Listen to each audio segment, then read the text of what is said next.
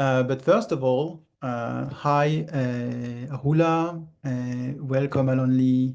Hi, Anna. It's a huge honor and a real pleasure to introduce to our marvelous audience, Rula and Alon-Lee, the national co-directors and co-founders of Standing Together, Omdim Beyachad, Narakafman. Because most of us here are members of chapters from Friends of Standing Together all over the world. And we certainly know Alon-Lee and Rula very well. Well, at least we certainly have listened to interviews and podcasts, followed them on social media, and maybe even went on demonstration with them in Israel, Palestine.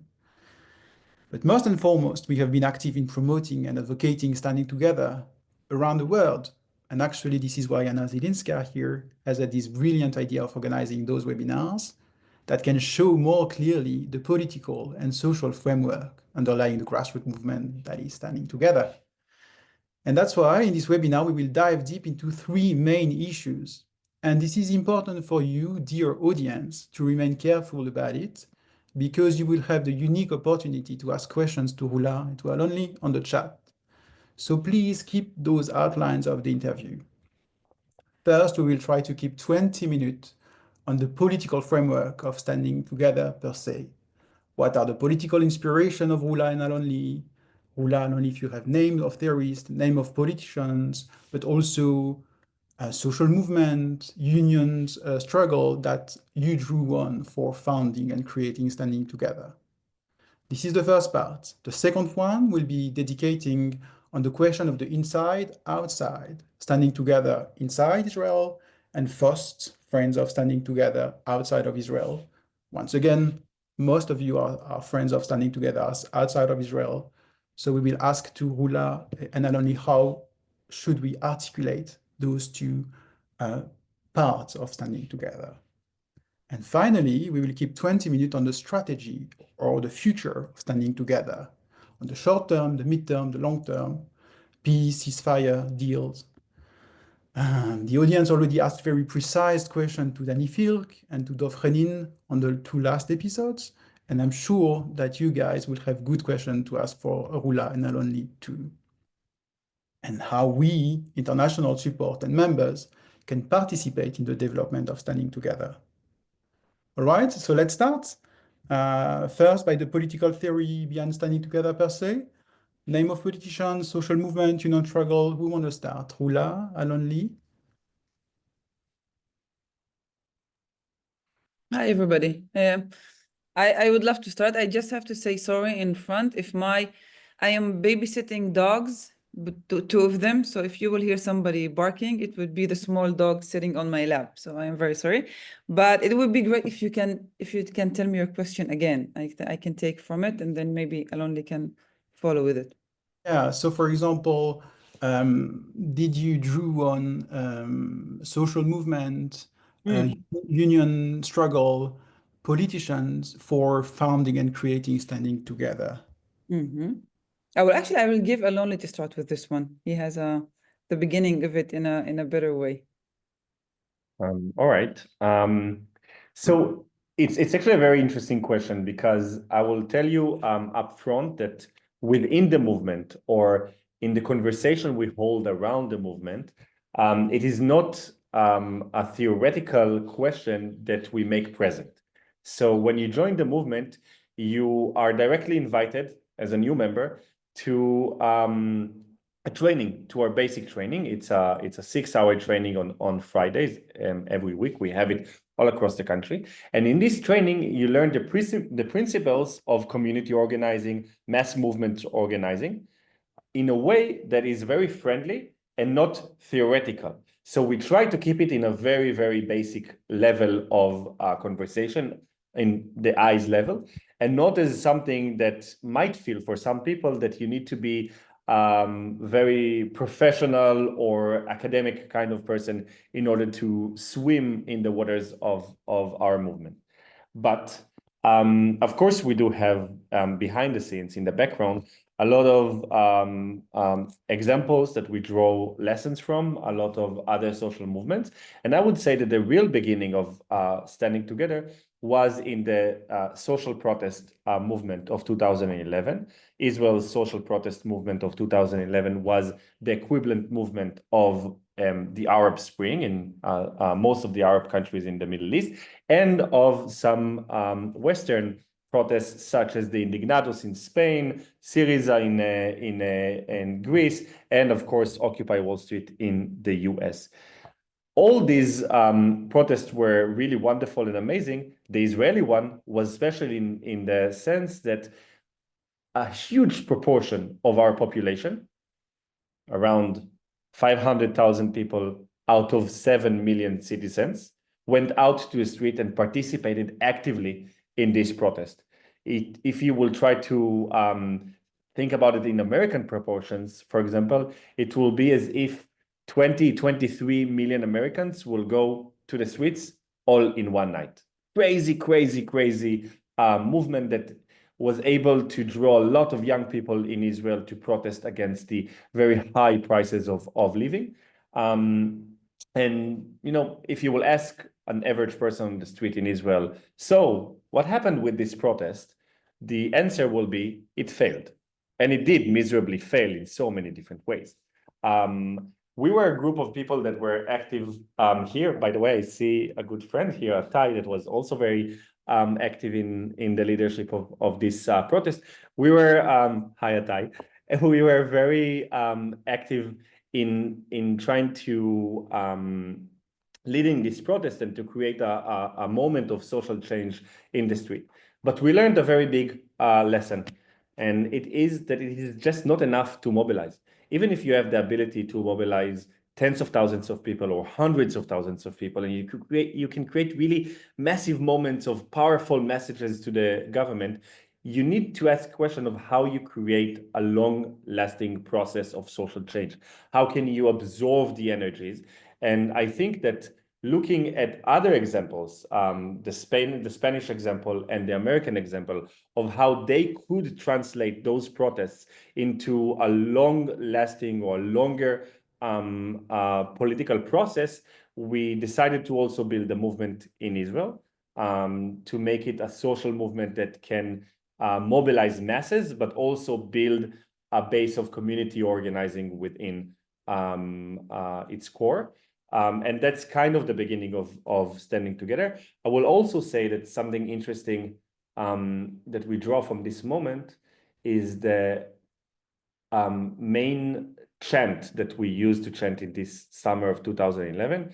It's Ha'am Doresh Tzedek Chevrati, El Shab Yurid Adala Ishtimeya. The people demand social justice. We took it from the Egyptian protest in Tahrir Square in Cairo. And it was a very interesting moment because it was a very special use of the word Ha'am, El Shab, the people. It wasn't in the Israeli context the Jewish people, it wasn't the Palestinian people, which will be the normal ways to use this term in Hebrew or Arabic, but it was the people living in our society. And this was kind of a core to the politics of Standing Together, saying the people, meaning Jews and Palestinians together, can demand something. And who are they demanding that from? The elites, the people that are the minority that holds a lot of power, while we are representing the people. So this is also a beginning of what Standing Together is. Wonderful. Thanks so much. I would love to hear Rula on that, but it would be also great if you both said at some point why, since Podemos was partly an inspiration, yet still you decided to remain a movement and not turn into a party. Well, I think taking from what Alon-Lee has just said, when you look at Israeli politics and Israeli public, when you look at the different groups that you have within it, it's not just, you know, Jews and Palestinians, but you have also different social, economic backgrounds of different groups, people who live in the center and people who live in the periphery, religious people, secular people. So the Israeli society is a very, you know, how do you say, the variety of classes and people within it has been lacking a real voice of leadership that can really organize people on daily issues. If we look at the past 12 to 15 years, there has been no real political entity or anybody who would speak to the people, to the issues of the people, of how much money do we make, if that salary is enough for people who are living, if what does safety really mean for people living in Israel? How does our education look like? How does our schools look like? How does, the streets in our neighborhoods with all of the differences do look like? And that voice is, a political voice. And it's been lacking from the streets for the past 12 to 15 years. So the understanding that in order to work or be able to build, something different with different demands, we needed to understand that we are working also with different parts of our society. And in order to be able to work with as bigger societies that we want, or fractions of our society, we understood that we need to talk about also the daily issues, which were not talked about by politics in Israel. And the theory of change, of standing together, is if we look at what is mutual between the people living in Israel, the things we agree on are bigger than the things that we disagree upon. That is also a fact. So we understood that politicians are not helping, are not dealing with daily issues of us. It's upon us to build a political power, a political will with peoples, as a grassroots movement that can demand from the streets, not just by mobilizing people in demonstrations, but also organizing them and building power and building demands and having campaigns around issues like the minimum wage, issues about economic justice, issues about social justice. Only by doing that, we can really, by building a different political power that comes from the daily issues of people, we can transform the society or the politics that we see in our society. And so this is why we started as a grassroots movement, because in our politics, when you talk about building power, most people understand it as building a parliament, list that would go to the Knesset. But when it comes to the day that you have to choose for one of these lists, people will give their voices practically to the things that they have been voting for each and every 4 years. It goes as a tradition of to what kind of a class do I vote for. And what we feel is missing from our society is not a party that we should vote for. It is more of a grassroots movement that has different people within it that can affect by the daily acts that's done by us, the politicians, in a higher level. And with doing that, we believe that grassroots movement can have much more pressure on our politicians than just having one list that may have, 2 or 3 people on the Knesset that can barely affect, real politics, because real politics are done and made on the street, and the power that is given and, it is in the hands of the people putting pressure. It's much bigger. And we can see it happening, actually. When we started our demand and our campaign for raising the minimum wage, we were able to collect, I think 4 or 5 years ago, we were able to build a campaign that had one of the most, various people from different communities. We had people from Palestinian cities and towns working with people from Haredi towns like Bnei Brak and Jerusalem, and working with secular people, all of them in a very, in a huge demands, speaking of our salaries and the fact that we cannot live with the minimum wage that we have in Israel right now. And it has been a year and a half of working together on putting pressure, building pressure upon politicians to a point where we were able to bring it to the Knesset. And we had a first vote on it and it passed. So we were able to, take grassroots movement, build a campaign, organize, mobilize people, and then really put pressure on Knesset members and make them vote for us as people. And this is how we see the role of grassroots movement, and especially standing together. And this is what we also trying to do now, since the beginning of the war.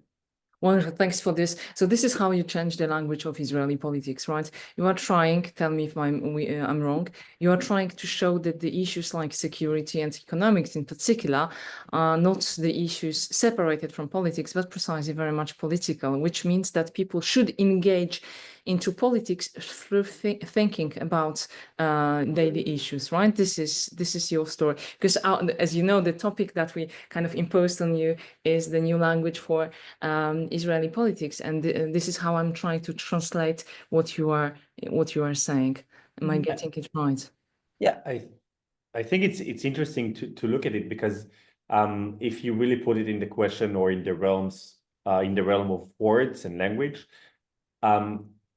if we like close our eyes and do the biggest zoom out possible, I think that what we actually are trying to do is to build a new political stream within our society, to rebuild a new political language, a new political idea, that if we look around at parliament and civil society, we will say that it is absent at the moment, that it doesn't exist. It hasn't been exist, maybe never, maybe for a long time. But what we're building is a socialist, Jewish Palestinian left within our society, a movement, a left a movement that can speak about the interest of both people, as a future that can be good for both people, that can build a struggle that is based on shared interests rather than solidarity towards one or the other, rather of I'm belonging to this community, so I must stand in solidarity with these communities, as if I don't have interests that I should see represented in politics itself. And that is trying to wave three flags at the same time. The political flag of the occupation peace. What is this land going to be after 100 years already of conflict, after 70 years of, more than 70 years of deep oppression of the Palestinians under Israel, and almost 60 years of occupation? The second flag will be the social economic flag of social justice and socialism. And the third flag is the equality flag, the one that is particularly interesting for us citizens of Israel, because we live in a society where 80% of the citizens are Jewish, 20% are Palestinian. There is a lot of tensions rising from the question of whether being Israeli, holding an Israeli citizenship, is enough to be an equal citizen, or you must be also a Jewish citizen in order to be owning also this land, this country. So we are trying to create this as a new movement, as a new political stream. And of course, if you ask yourself, what will be the first manifestation of a political stream? It will never be a political party. It will never be a political party. Does it mean we wouldn't imagine that someday there will also be a political representation in parliament of this political stream? I can say that I represent my mind right now. I wish to see it. Yes, I wish that one day there will be also representation in parliament for these ideas. I don't think the time is ripe yet. Okay, thank you for those replies. And now Can I it's just add a tiny thing, because it makes you think about something very specific. I just thought when you said that, Alon-Lee, that solidarity in Poland, Solidarność, the movement that destroyed, let's say, the reign of Soviet Union in Poland, precisely died when it became a party, and it was the biggest European movement as long as it was a movement. Yeah. Yes.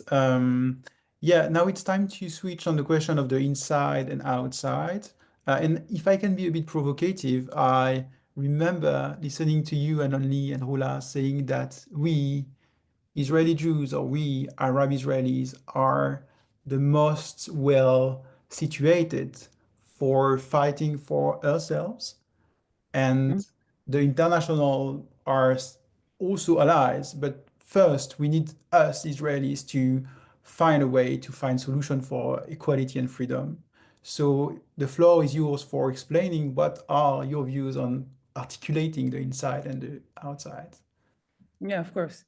Well, I will start by a very, it's a very simple thing.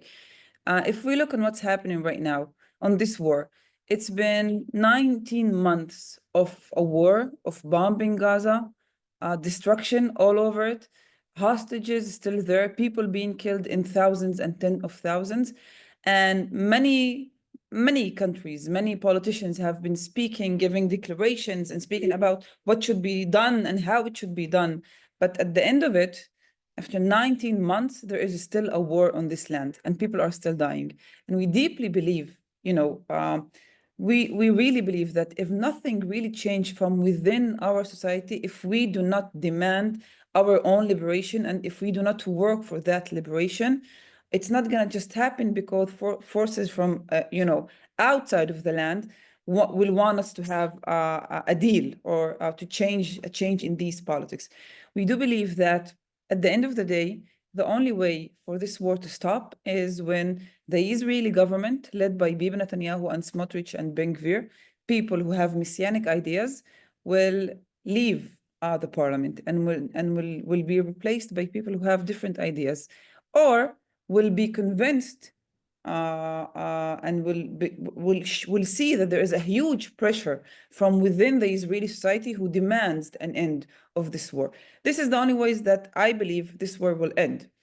By saying that, we understand the conclusion is that we need our people to organize and mobilize in a demand and putting more pressure from within our society on our leadership and on our politicians. This is the way to do it. But it does not mean that there is no real role or help done by international communities or politicians from abroad. There is a lot of things to be done.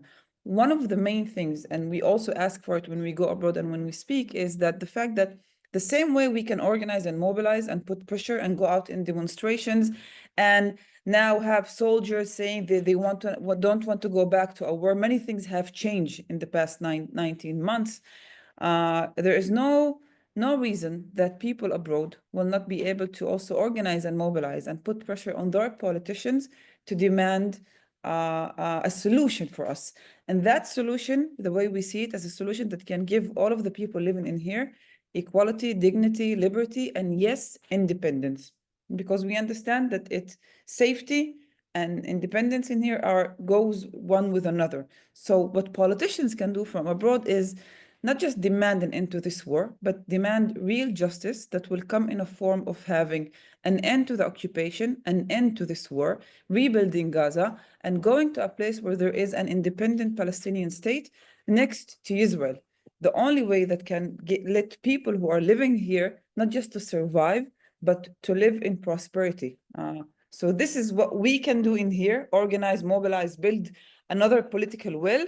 But abroad, we also need your pressure on your own politicians to demand a solution for us. So it's both of these things. As a grassroots movement, we put a lot of pressure on our people because we believe that this is our work. This is what it should be done. And our voices are the ones that can change our reality right now. But it does not mean you don't have a role, or international communities don't. You do, and a very huge one. Wonderful, thanks for this. A tiny break. It's not a break really, but I would like to read or at least allude to some questions that were asked in the chat. Some people would like to know how are you financed? So maybe this would be a good opportunity to precise it. We know how you are financed, but maybe apparently not everybody knows. So this is one thing. What are the easiest things that serve you in your discourse to mobilize people and what are the biggest difficulties you identify to mobilize groups and people in Israel? Probably this is something that could serve us as a lesson. And of course, yeah, so maybe let's go with this and then I will ask some other questions that people are asking. All right. So regarding the financing of the movement, Standing Together is a member-based movement in Israel. So we have around a little bit above 6,000 registered members. So it's a constant race among the activists of the movement to try and also suggest to them to join the movement and start paying membership fees.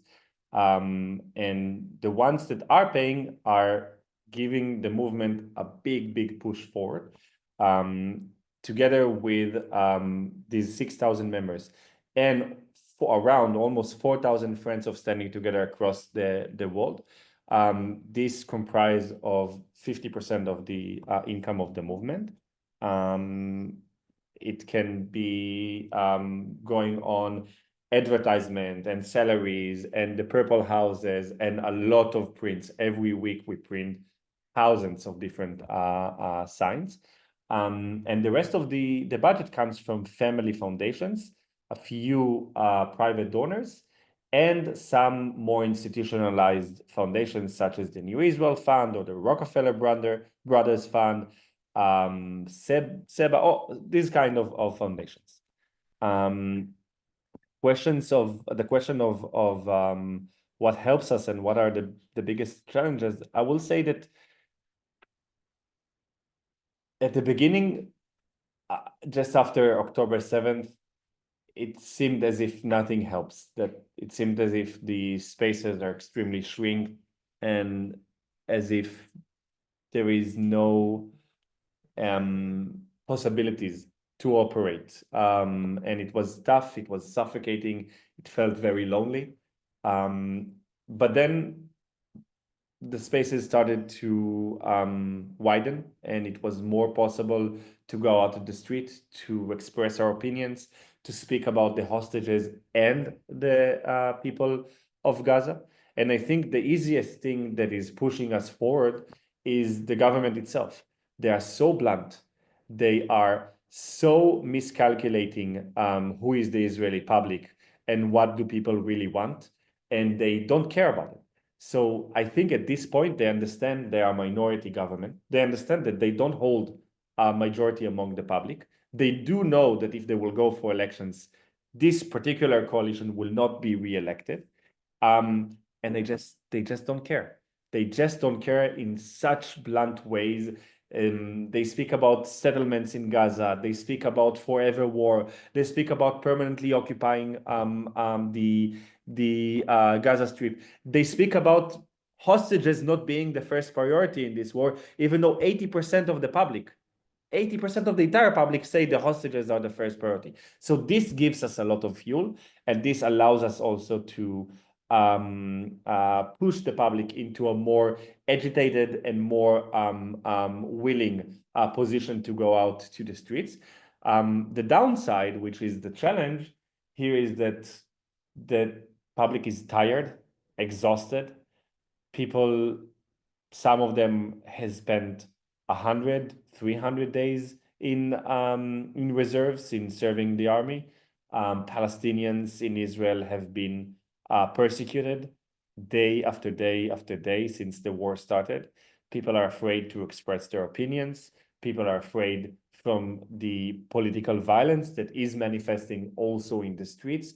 People are afraid of the police. Practically, the police in Israel has fallen to the hands of Kahanis, to the hands of Ben Gvir. There is a very toxic mixture of reasons why not to do something, and it influences a lot of people. It really does create a negative influence on a lot of people that feel that they're against what is going on, but they cannot do anything. And it's a daily struggle to try and put some hopes and some feelings of possibilities in people's minds.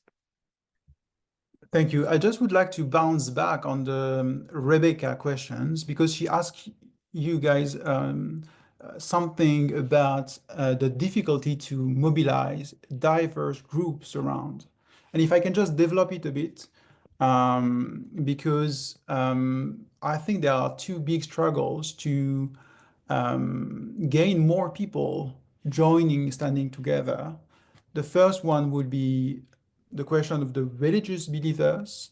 I remember listening Rula speaking about the messianic ideology and how messianic ideology is a big obstacle to find new people to nourish the Standing Together movement. So how do you think dealing with that? This is my first question. And the second one is the question of the military power. I know that Standing Together has this philosophy of asking a political deal and not a military deal. And I know that some people are reluctant to join Standing Together because for them, it's important also to have a strong military situation where we can access to a position of strength in order to get a good deal. For example, weakening Hezbollah or weakening Hamas in order to get a good deal. So how do you reconcile those people with the Standing Together movement? Thank you. I will try to answer your second question, and I hope I did understand it, but I think the voices, when we look at what's happening right now, especially the fact that this government is speaking of, Nitzachon Mukhlat, the ultimate victory, by wiping them all and killing them all and no more guns for Hamas. But what we see happening is that Hamas is still in power in Gaza. Innocent people are dying each and every day, literally each and every day. Hostages are not coming back. And the only time they really came back alive was when there was a deal, a peaceful deal, meaning that you did not have a military action on it. Only 3 came back by military action. So what we have is again and again and again a proof that military action does not give us solutions. It does not solve what's really happening because we've been under these military solutions for more than 12 years between Israel and Hamas. Okay. And another point that people also know, and it is basically not just lefties who see it or speak it, most of the people in Israel understand that the Israeli government, especially Bibi Netanyahu's government, and by Smotrich saying that Hamas is an asset to this government, because it is the only way that it will prevent having an independent Palestinian state. So you have many, evidence on the fact that a military solution is not a solution. What we call for is not a military solution because it is simply not a solution. The only solution is a political one, a one that can give a real life of safety on the people on 2 sides of these borders, in Gaza and inside of Israel. And that can happen only when we can give an alternative idea to the ideas that we have right now. And as long as Israel keeps on bombing Gaza, you will not have less people who believe in Hamas or in the idea of we cannot have peace with them. You will have more people who will have more hatred within their hearts because everything they have seen is their house being demolished, their family being killed, 17,000 kids being killed since this war. So military solution is not a solution, and it's not the one that we are calling for because we deeply believe it is not a solution. We've been having that for 14 years and it didn't give any of us safety. So it's about time to go into a different solution. And that solution is of political solutions, a one that can give us safety. And that one can come only when you have no more occupation and when we go to a place where we can have real Israeli-Palestinian peace. This is what we call for, okay? This is our politics. And this is what we want people also to call for and to demand. Wonderful. Thanks for this. I will join two very interesting questions by Katie and David. So what should we do and what should we not do from the outside? By not do, I mean things that could be a backlash for you in Israel. So this is one, apart from giving money, of course. So what are the things that we should do, you think? This is a very general question. Probably you have many things to say. You said you gave some of the elements of the answers, but then a very nice question by Martin, which is the following. Do you think that you already can see, if you are not, even if you are not a member of Standing Together, some traces of the actions of Standing Together on the whole of the Israeli society? Do you think that something is going on? 2 good questions. About the do and don't do's. I think it's a tricky, world to be living. The social media just enhances everything people can say. Sometimes people that are not that important can say something that will explode very massively. People hold a lot of power to influence the actions of collectives. You can be one person coming with one sign to a big crowd, and your one sign will be determining the way the entire action is looking. And I know most of the people around the world that are engaged in the question of Israel and Palestine, they do mean good. And it's important to engage. It's important, and I will even say it, it's important to stand in solidarity around the world with the Palestinian people. It was important before October 7th. It's extremely important right now to fight against the killing of Palestinians, the atrocities that are being done in Gaza, the occupation, the ongoing occupation, and for their freedom and rights to live.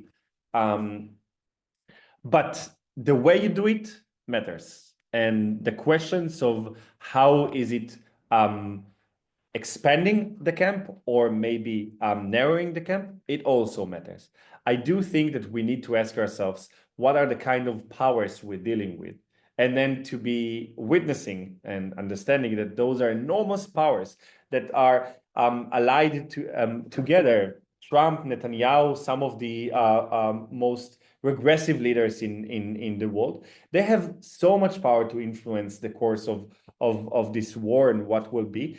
And that means we need to be thinking how we build the maximum power we can build. And that means asking the question, what do we want to achieve? Do we want to achieve everything right now? Maybe that means we will achieve nothing right now. Do we want to say, first and foremost, it is extremely urgent to stop the bloodshed, to stop the rivers of blood flowing in Gaza? Maybe the answer is yes. And if the answer is yes, maybe we need to ask, if this is the goal, how do we have as many hands on this goal as possible?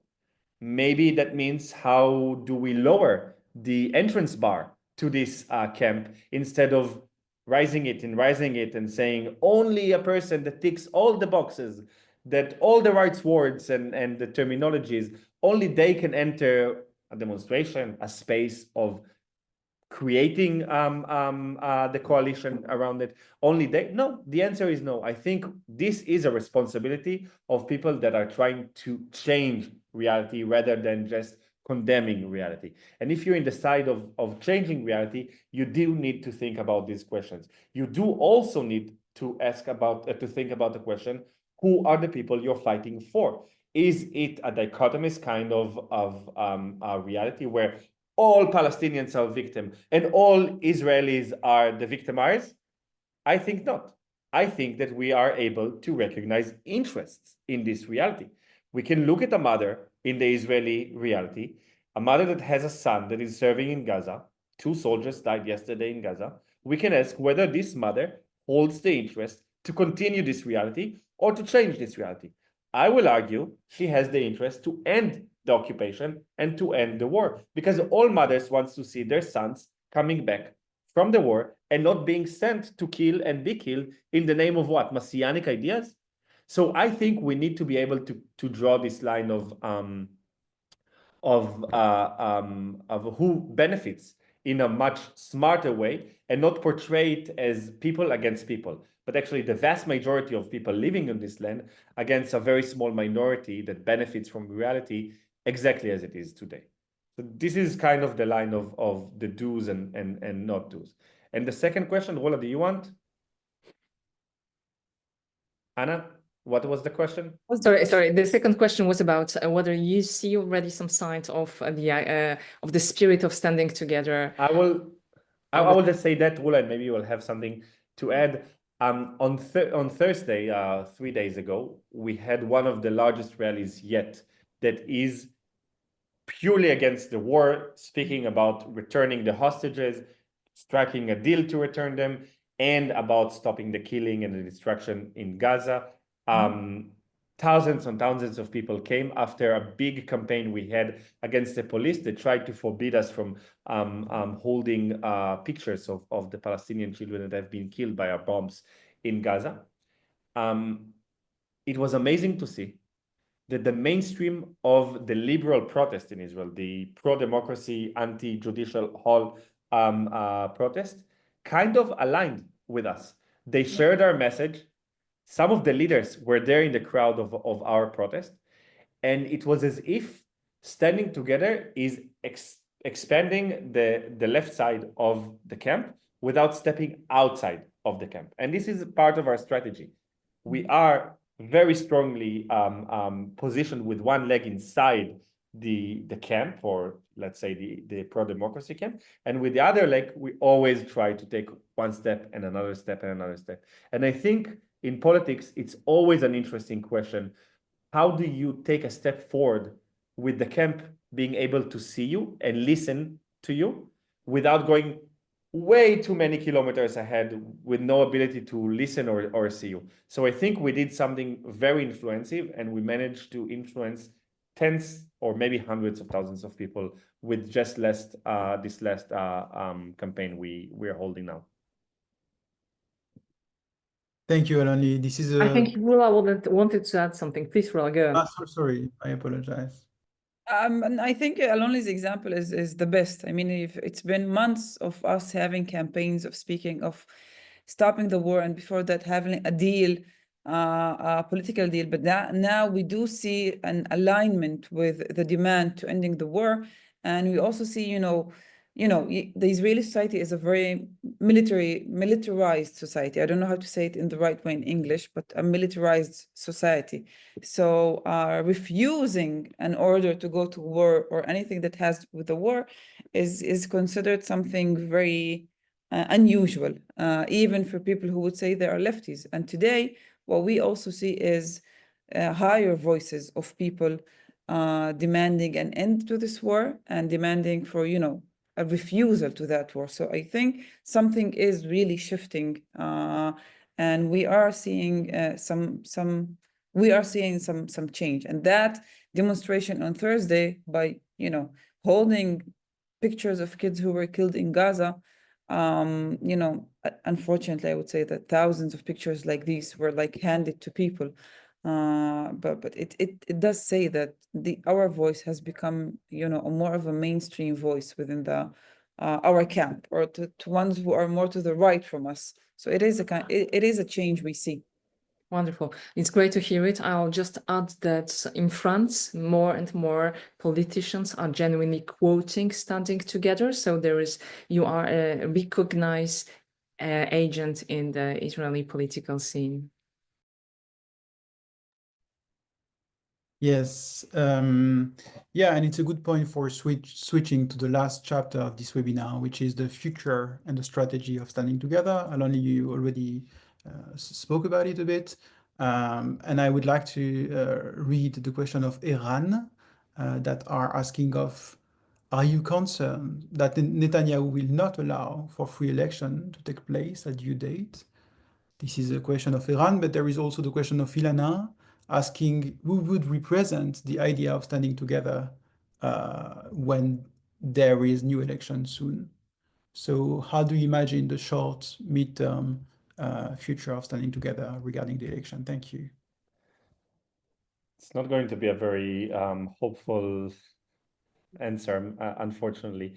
I will say that we do recognize and we monitor right now ongoing attempts of the coalition and the right wing to change some of the laws of the elections. They're doing it quietly but very effectively. I will speak about two ways actually that are extremely dangerous. One is trying to push away the Arab Palestinian parliament members outside of parliament, to disqualify them from even running, and by that to suppress the votes of the Arab Palestinian minority within Israel that can potentially be 20% of all the votes. But traditionally, this community, Rula's community, they vote in lower percentages than the Jewish community. And it's kind of a key way to influence the elections. If you get fewer Palestinians to vote in Israel, you get more votes to the right wing. Magic. This is the equation. It's a very easy equation. There is a very dangerous law that says that it will be possible coming to these elections to disqualify at least a slate to the Knesset, or a candidate to the Knesset, upon not a few or what will be, help me here, מצטבר, עדויות מצטברות. I don't know, there are so many Israelis here, please help me. Accumulating, exactly. Not upon accumulating sayings or posts or evidence against the Jewish or democratic nature of Israel. It will be enough to bring one evidence, one post of a Palestinian parliament member saying, for example, those are not terrorists, those are freedom fighters. I know already because I'm saying it because there is one very famous quote. It will be one that will disqualify this candidate. And then, and listen to this, the Supreme Court cannot overrule the decision of the elections committee. The elections committee is comprised of the majority in the Knesset right now. It is a magical way for the right wing to secure a majority in the next elections and to push away a lot of the abilities of the Palestinian minority in Israel to run for elections. So this is a very scary issue. Another thing is that they are trying to change what is legal to do next to a voting station, to the polling station, the ballots. Also a big question for Palestinians. A lot of them are afraid of the Secret Service, of the police. It will be very easy to suppress their votes. And I'm happy to actually see even Yair Lapid very much aware of this struggle, not allowing it to go quietly, saying that this is a way to give the right wing the 10 seats that they are missing right now in the polls. Regarding the question of whether we see politicians that represent us, Rula, I don't know. In some cases, there are some amazing parliament members that can have a very bright voice or actions in some issues. I can say that Ayman Odeh and Aida Tuma and Naama Lazimi and Gilad Karib, we see them shoulder to shoulder in a lot of the demonstrations. Are we happy with the way they do their politics? The answer is no. They don't organize. They give amazing speeches and they're being champions in the protests. Does it mean there is a group behind them? Can they mobilize people? Do they organize people? No. I will say that in the Labor, in the New Democratic Party, it's a combination of Meretz and Labor. I will challenge you to look for one post in Instagram, Facebook, Twitter, where Naama Lazimi writes something about a child being killed in Gaza, about the number of children being killed in Gaza, about the necessity to end the war also because it's killing a lot of innocent people. You will not find one, not even one. I think it's a problem. Rula, do you want to add something? Thanks, Alon-Lee, for that. Yeah, well, I think like Alon-Lee, we're leaving you with less, not very much optimistic things, but politics are shifting very fast inside of Israel. Everything that regarding the Knesset and next elections to come are really shifting in a way that we've never really seen. And it is because this government understands that it doesn't have the majority of the people with it.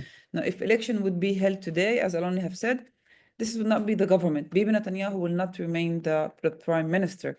But the biggest problem that we all suffer from is the fact that the opposition that we have is not a real opposition. There's a huge lack of political imagination by the opposition inside of Israel to give the people an alternative. People want and demand an alternative, but there's a huge fear of stepping towards any kind of solutions is something that we are suffering from our politicians, and which makes us want to understand what more also can we do on the grassroots level in order to put more pressure on our politicians, which is one of the things that we've been doing the last 18 months since the beginning of this war. But yes, I am very sad to say that things are not very bright for us right now when it comes to the elections and the shifting that we are seeing with this government.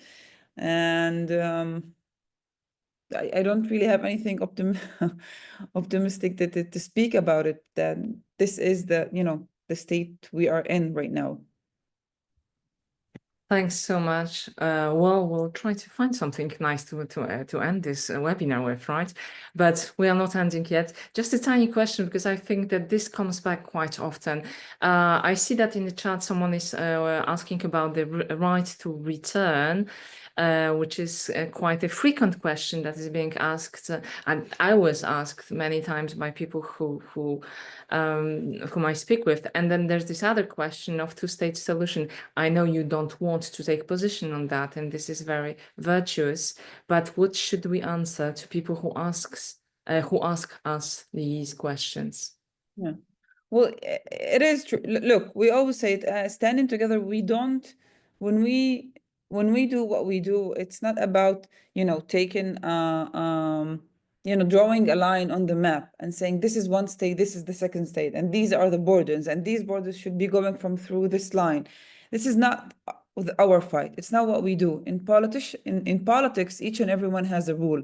And our rule as a grassroots movement is to really build a political will within our society that will make people believe and understand that two people are living on this land, Jews and Palestinians. It's a fact. Nobody is going anywhere. It's also a fact. And what we need to do is to understand that both of us deserve the same things, which is liberty, equality, freedom, and yes, independence. And because we do have an independent Israeli state, it's a fact also. It is about time for my people to have their own independence. So yes, we want, part of the solution is also having an independent Palestinian state, but it is not us as standing together who will tell people where the line should go or where the borders. It should be between leaderships of both people who will sit down and agree on the principles that will give both people, four same principles, liberty, equality, and everything. But even when that day happens, hopefully soon, still we will have many other struggles to fight for. One of them is also equality within the Israeli society, because as you all know, citizens inside of Israel are not equal. Nation-state law makes a first-class citizen, Jews as a first-class citizens, and non-Jews as second-class citizens. So our struggles will not end. And when it comes to speaking about, how do you say, historical justice and the questions of the right of return and how do we see it, and borders and what should be done, I do think that many people and many organizations have sat down through the years since 1948 and give huge, solutions. And in each and one of these solutions, they talked about everything, about the people who were kicked off from their homes in 1948, the generations of refugees, and how it should be all held. So other people had already sat down and made these points.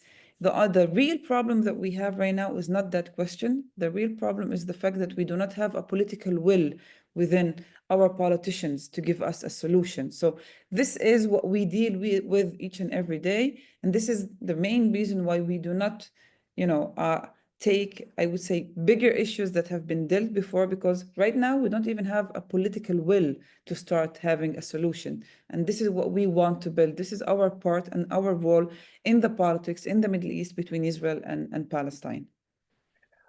I wish to add something, because it was extremely, in the lack of other way to describe it, amusing that on the videos we published after Thursday's rally, with us holding pictures of Palestinian children, hostages, a lot of the very ultra-left activists attacked us online, saying that means nothing. The only thing that will mean something is if you will hold the land deeds and give it back to the Palestinians, as if we recognize that we need to leave the land or something, or go back to Europe. Some people wrote us, go back to Europe. Some people wrote, but what about the right of return? And I think it's interesting to understand, because that does show something about what is the motive of this question. A lot of the times when it's directed to us, when we do something to try and stop something extremely urgent and terrible from happening right now, we meet with the question, but what do you say? Listen, it's say, what are the words you use about this and that? And this is the tension sometimes that is a natural tension between change and justice, between peace and justice. Yes, maybe peace, if we will reach peace, will not be the ultimate solution, will not be the final step, will not be something that will provide justice to everyone on this land. But is it a necessary step to stop the bloodshed? I don't know anything else that will stop the bloodshed. I don't know a different way. If someone thinks Palestinians will win with the force of the weapons on justice, I don't think it's going to happen. I think it will just create more bloodshed. If someone thinks the world is going to, I don't know, force peace upon Palestinians and Israelis, I will tell them to send a letter to Trump and see what happens then. But if we are to ask what will stop the bloodshed, what will move us from the place we are at right now to a different place, to a progressive place, to stopping this reality, to moving to a better place, this will be somehow Israelis and Palestinians agreeing on stopping the bloodshed and moving forward. It will not be agreeing on historical justice right away. It will be agreeing on stopping the bloodshed and then a different agreement, and eventually an agreement of, yes, a Palestinian state alongside Israel. Afterwards, I will support even a further idea of having a federation maybe, or having a better way to live in this land. But if you want to attack us for not holding the purest idea of justice in the hands, and you prefer us to use words about the purest idea of justice instead of do actions to stop reality from happening right now, I think you're in the side of condemning reality, and you do not dwell yourself even, you do not care to think of what will change reality right now. Wonderful. Thanks so much, Alan. You hate Immanuel Kant, and this is great. I think Rula Daoud has to leave right now. So thank you so much, Rula. Alon-Lee, if you can stay 5 more minutes, that would be wonderful. Shukran, Rula, and hope to see you soon. Thank you very much. Thank you. Bye-bye. Bye-bye. Bye, Rula. If we can ask a question asked by Liora about the strategy of friends of standing together outside, because they are facing challenges that maybe are a bit different than standing together on the Israeli ground. So for example, FOST, Friend of Standing Together, sometimes they have to go to demonstration with BDS movement, pro-Palestinian movement, and it's a challenge sometimes because standing together has like this more peace line, and how to articulate standing together with those movements in demonstration outside. What do you think about it, Alon-Lee? It is a tough question and a big challenge. I do not live outside of Israel. The BDS movement barely exists. Maybe 5 people in the entire land of this country, and I do know that you must work in coalitions. You must seek the ability to be as many as possible around your goal and your line. And I do think it is possible to build coalitions if you really ask yourself, what are the things we want to move? If you want to say that this demonstration right now is about BDS, I don't think there is a lot of people that will come from the more peace camp, and it will be kind of an obstacle. But if the BDS and Standing Together and other organizations can say, we are here right now because it's urgent to stop the killing, to stop the bloodshed, to stop the destruction, the starvation, killing babies and children in Gaza, to bring back the hostages, to pause and stop all of this, I think a wide range of political forces can stand together in the same street, in the same rally, and agree on holding signs. I will not say that it is something that will necessarily need to push us away the existence of one force or another, as long as we can agree. Of course, there are some red lines. I wouldn't go to a demonstration with someone in Israel that say, kill all Palestinians or something. But you do know that in most of the Saturdays in Israel, in the big rallies, we compromise. We go there with our line and we stand next to people saying things that we do not agree with. But we do understand that we need to remove this government. we do understand that we need to unite with other forces in order to remove this government. Thank you. This is very helpful, this last series of remarks. I would really like to end it with something positive, but I still didn't find yet. Anyway, just a tiny remark about the bravery of many members of Standing Together in Israel in particular, because I kind of understand that what is going on in particular in the heads and hearts of Palestinian members of Standing Together, it must be just devastating. I mean, so many traumas that are boiling up. It's incredible. So the presence of these people is just so precious. And I was just wondering, how do you speak about it? Is it something that you address in conversations, or you try to avoid it because it's obviously too difficult?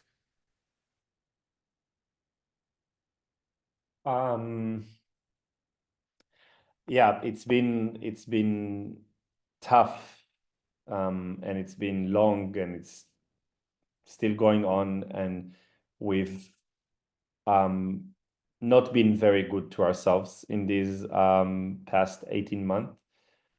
We've tried to develop ways to open up the spaces for emotions, for mutual support.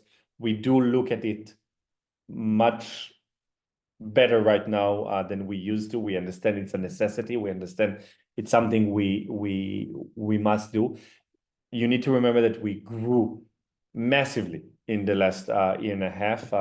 We have around 80 people in our staff right now. That's a responsibility. This staff is almost 50-50 Jews and Palestinians. That's a responsibility. That's a complexity. That is something that you cannot ignore. You cannot put it under the rug because it's not a good idea. So we are trying to constantly bring content and moments that allow emotions to surface, and then that allow us to look at it in more methodological way. But it's not enough. I just, it's not enough, and we're not as good as we should be with it. And yeah, it's something we need to really find ways to deal with the trauma, to deal with the differences. Think about that even today in practically May 2025, it's exactly as it was in October 2023, when a Palestinian will turn on their Instagram, they will see one reality. When a Jewish person will turn on their Instagram, they will see a different reality. Sometimes they can sit in the Purple House in Jerusalem or Tel Aviv next to each other in chairs, and they will see different realities. And in the middle, they're standing together, trying to bridge somehow these gaps, being today the largest Jewish Palestinian entity on this land. It's a daily work. Yeah, I will just say about It's Time, because I saw a few. By the way, I like the user Abba. It's very cute. About It's Time. Next week, at the end of next week, we are leading a coalition together with around 60 organizations. Some of them are larger with us in the leading of this coalition, to bring to Jerusalem thousands of peace activists or people that would want to join the camp for 2 days of events and a big convention. The goal is to try to awaken the camp and to normalize, in a drastic, or let's say aggressive moment, to normalize the conversation about a solution, about peace. But it will not be just lovey-dovey. It will not be lovey-dovey peace, it will be very nice. It will be, I think, the largest event resisting the war in months. It will be around 6,000 to 8,000 people, we hope. We already sold thousands of tickets. Standing Together will be on the main stage at the opening event, and we will have around it a few events. And we are also leading the international operation of it. Ori here is the coordinator of this many different events that will be held around the Jerusalem Convention. Maybe you can say something about it, but I will say, just to finish, it is a great opportunity not just to resist, not just to say what we are against, but also present an idea for a solution. Maybe it will not be as detailed as people want to, but it will hold the principles of a peace between Israelis and Palestinians, and of safety, equality, independence, and freedom to all the people in the land. And it is extremely important to start speaking, after a year and a half of blood, to start speaking about what can be on this land, not what we don't want to see on this land. Thank you very much. Ori, you wanted to add something? No, Alon-Lee said it, but we're gonna have more than 20 different actions around the world in different cities around the world. Some of them will be protests or vigils. Some of them will be live screenings or recorded screenings of the conference. Some of them will be smaller things like dropping a banner over a bridge. But in all of them, there's a chance to get involved with your local community, and we're doing it in coalition with a number of different organizations, and it'll be great. So you can register at the link I put in the chat. So, thanks so much for this. And also you can all contribute, I think, financially to the organization of the event. I think that it's not a useless thing to add it. Well, wonderful. Thank you so much for accepting this invitation. Thanks to the audience who was here, very faithful for 3 meetings. I know that this meeting is going to be watched online too.